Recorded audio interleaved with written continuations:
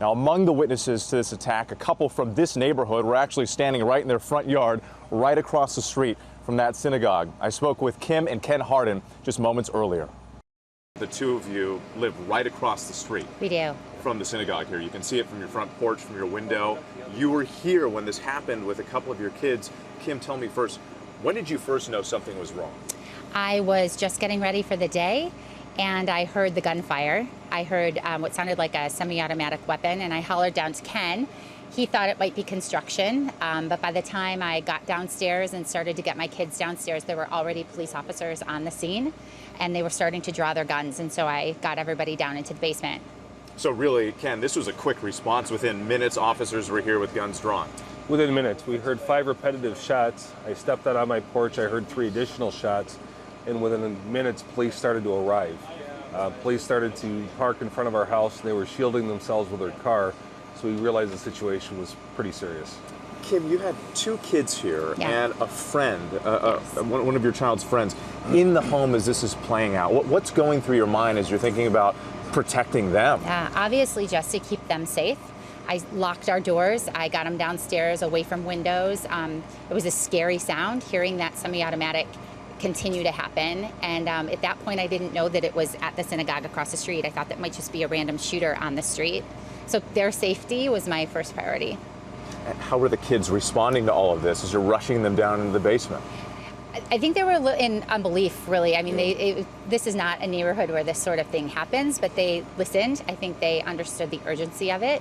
And we all just went downstairs and said prayers and hoped for the best. I mean, really, they were very serious and very quiet. And Ken, I understand you actually shot some video on your cell phone and you were helping the officers. What did you do? What were you able to see? About the time Kim went to the basement with the kids, 5 police officers appeared at our back door. I let them in, and they advised that they were going to use our 2nd floor. So the 5 police officers went upstairs, asked that I open the windows in our bedroom and obtain a chest-high dresser. So I found one in my son's room. Police officer and I took the drawers out, dragged the dresser in front of the window, and they perched their rifles on top of the dresser toward the synagogue. So the officers actually used your home as a perch to be able to potentially take out the gunman? Yes. Yeah. Did you see anybody get shot in the process of all this? We did see shooting taking place. Our youngest son said that he saw a police officer get shot. I don't know whether or not he did. It was certainly traumatic for a 10-year-old to see police with so many weapons and to hear the gunfire. What do you tell your 10-year-old son when he says he saw an officer get shot? You know, we just prayed. We just went downstairs and prayed for the victims. By that time, we knew that we weren't in danger, but it was our neighbors who were in danger.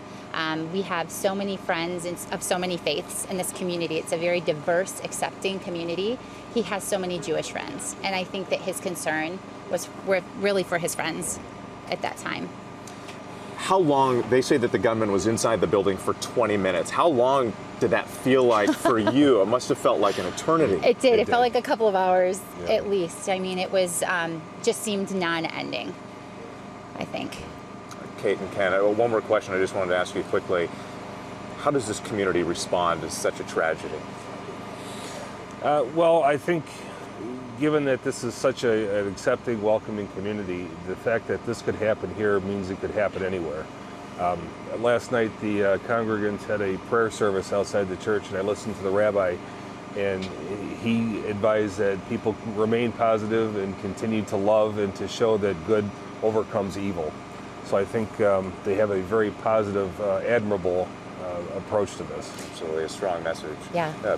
Kim, Ken, we're so glad that you're safe, and thank you so much for joining us. We truly appreciate it. Thank you. And Ken and Kim are still understandably shaken this morning. Once again, our thanks to the both of them.